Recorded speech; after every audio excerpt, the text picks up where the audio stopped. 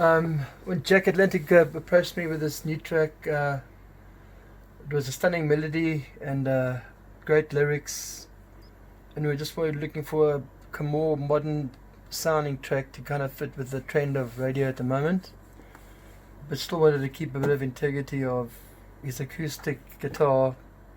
Even though he's a great electric guitar player, this track is more leaned towards the acoustic side. And so we thought, okay, we're not going to just do the normal strumming thing, so we'll just come up with a guitar line. So we come up with this one. And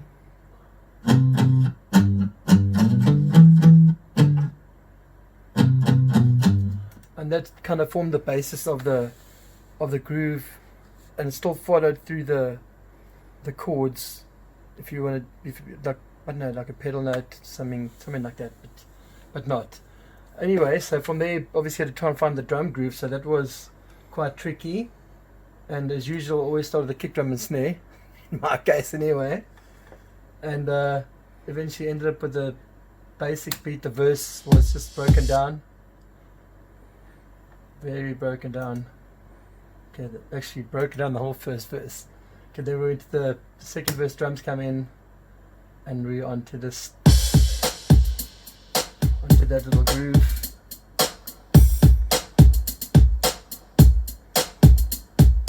Alright.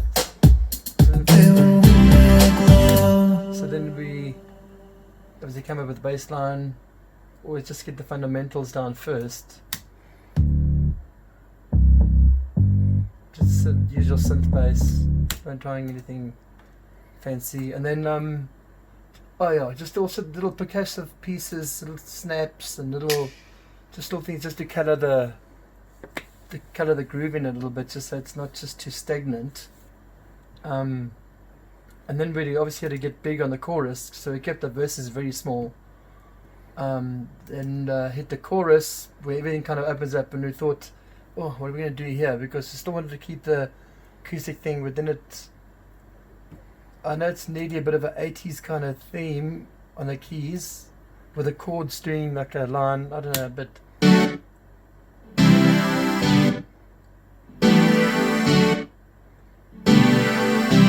I just used a couple of synths just to get like a nearly like a brassy saw wave kind of sound. But all together, the bass, drums, and if you play them together, they come together very nicely. So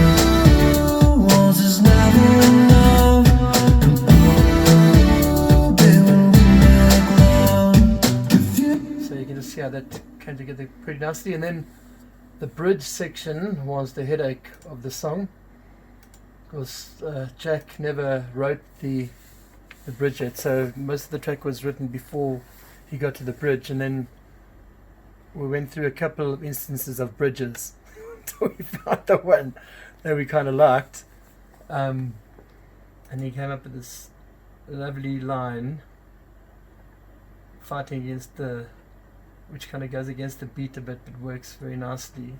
Feels like I loved you forever. We take on the world, go together.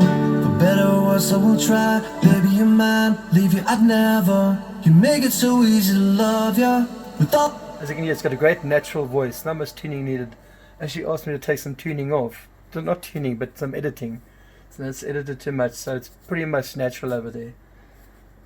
Which is very refreshing in today's times, because everything is normally over-tuned and to try and fit this kind of genre anyway. And luckily Jack's got a great tone in his vocal, and we didn't want to destroy it with getting too gimmicky, so that's why we kind of went this way. And that's pretty much the song. And then yeah, we decided to keep the bridge broken down, and then the two outro choruses just kind of fill up again and blow out the end of the song.